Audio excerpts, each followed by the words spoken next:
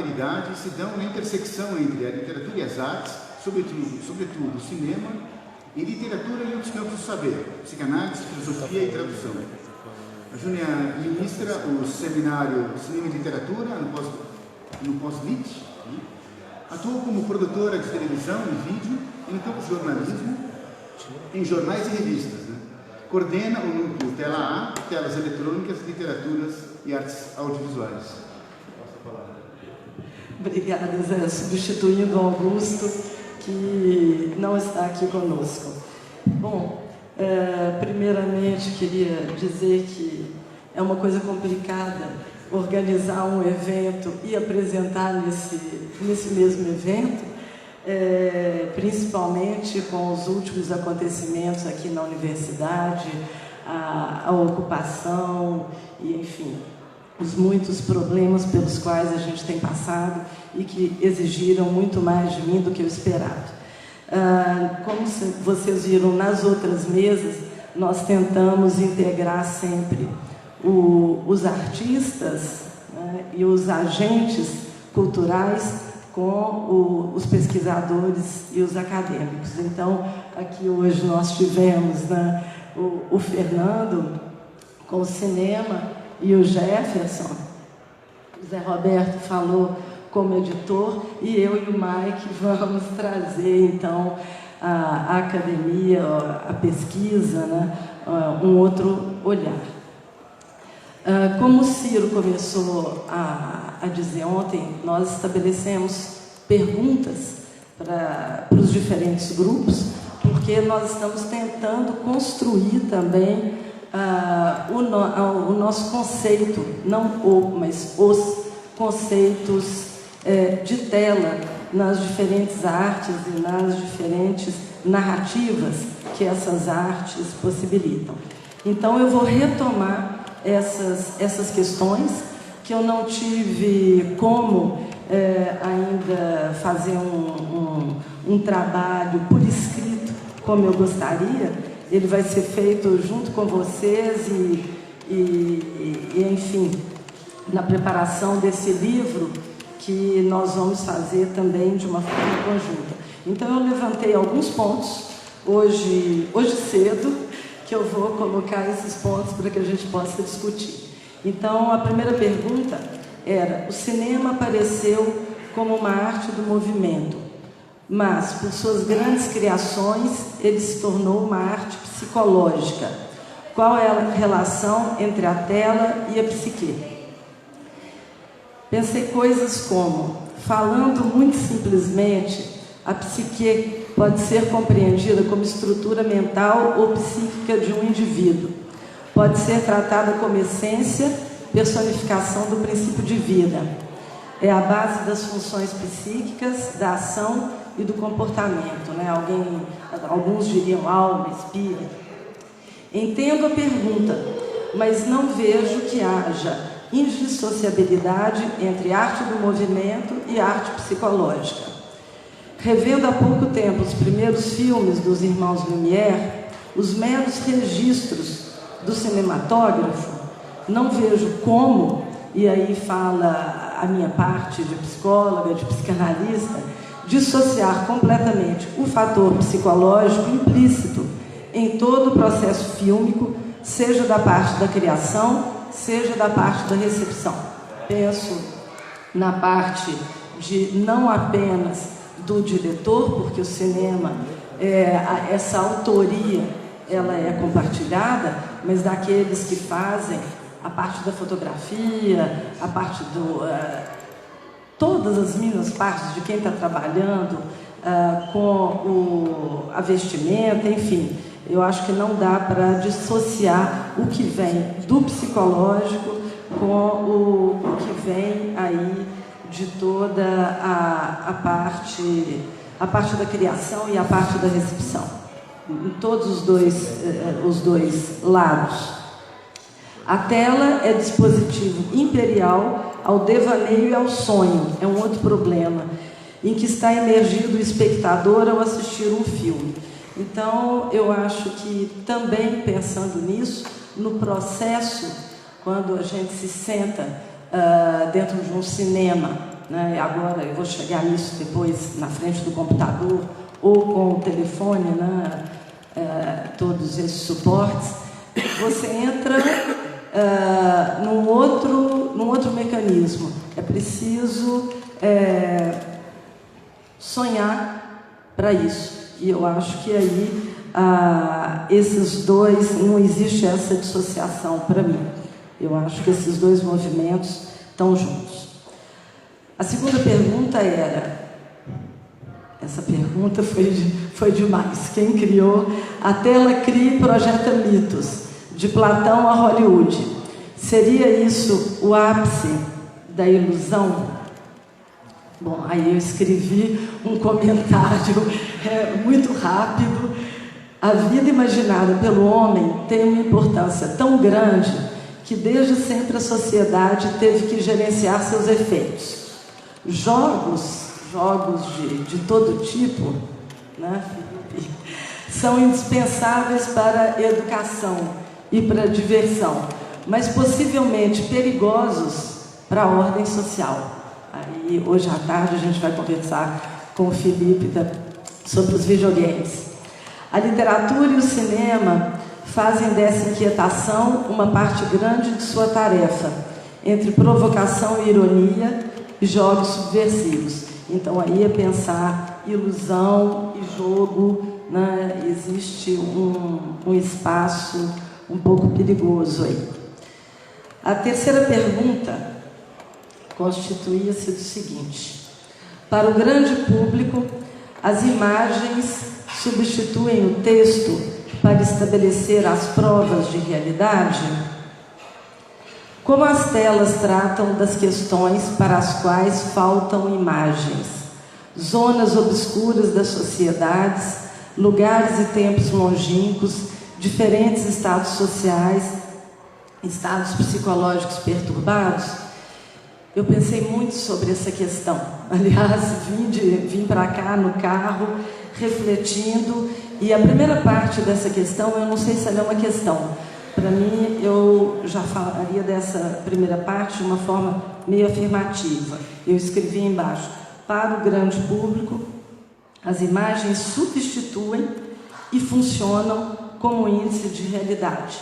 Aí eu penso nas novelas, né? Eu penso na própria imprensa, como que se pode criar imagem. Eu acho que foi a Patrícia que falou aqui ontem sobre Dilma heroína e Dilma demonizada de um momento para o outro, né? Como que isso passou de um a outro. Foi você, Patrícia, que falou sobre isso, né?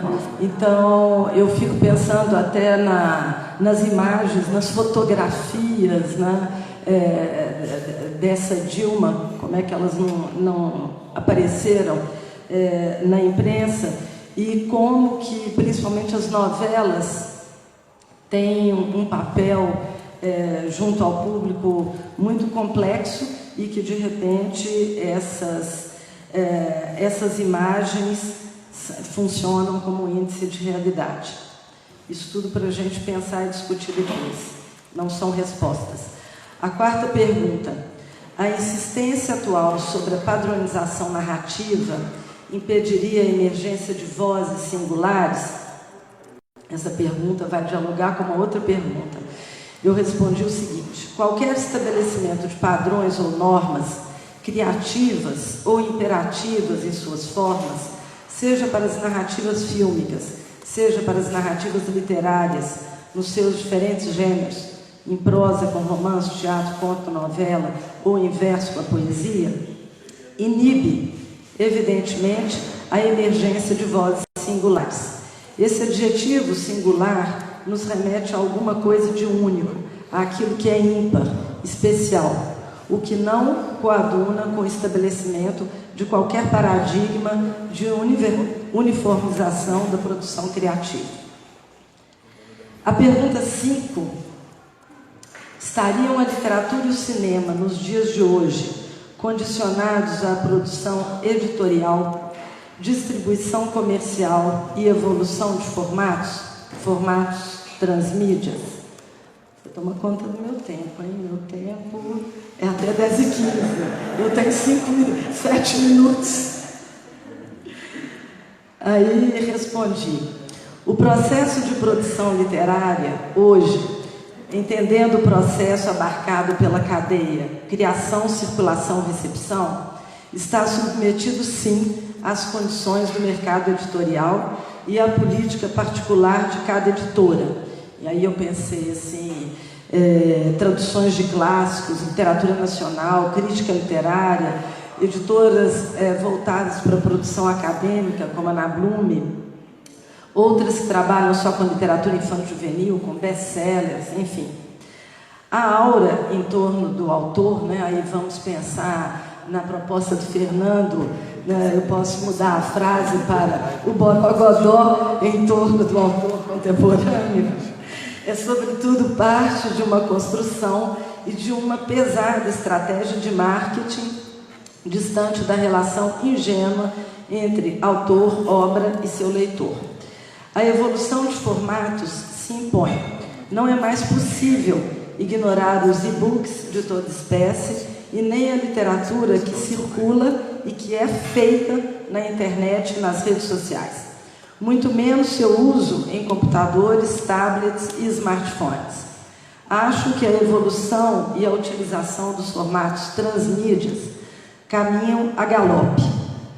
Quanto ao cinema e sua indústria, né, lembrar sétima arte, mas indústria, a situação é ainda mais impressionante, pois os filmes hoje podem ser vistos nos mais diferentes suportes. A sala de cinema tem sua existência quase que somente nos shopping centers. Em Brasília, a gente tem um único cinema, que é o Cine Brasília, que resiste. E mesmo assim, não sabemos até quando esse espaço se conservará com o formato atual.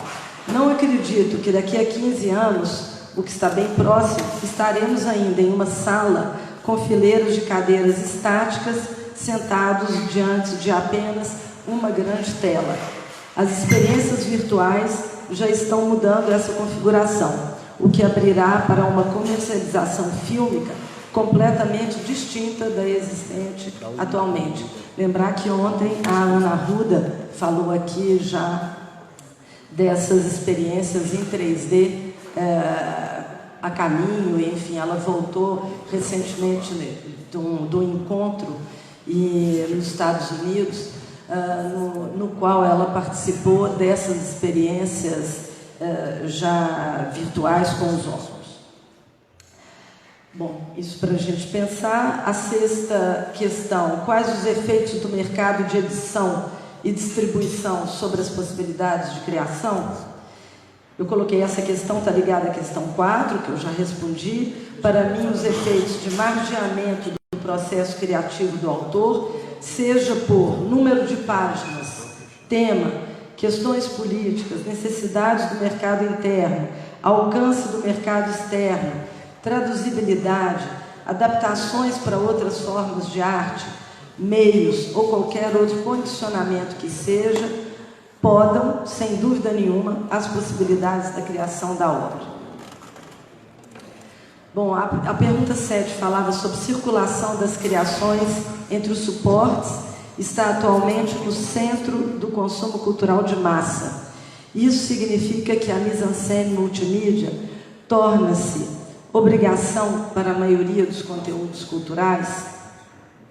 Bom, aqui essa é uma longa questão, eu acho que eu vou deixar para falar sobre isso quando a gente passar para o segundo tempo, os 5 minutos de imagens, né? E aí quando hoje de manhã eu só tive tempo de pegar, eu tenho tudo isso no computador, mas a gente vai falar sobre, por exemplo, pegar o romance que nós estamos trabalhando no grupo do século XIX, O Homem que Ri, pegar um texto, passar para o filme do Paul Lene, passar para os quadrinhos Batman, do Homem que Ri, passar para o romance gráfico do Fernando Felipe, italiano, ou também temos, cadê o Felipe? Também temos um game do Homem que Ri, Então, eu acho que isso eu vou deixar para abordar num outro momento. E a última pergunta, Zé, faltam 2 minutos, 2 para mim.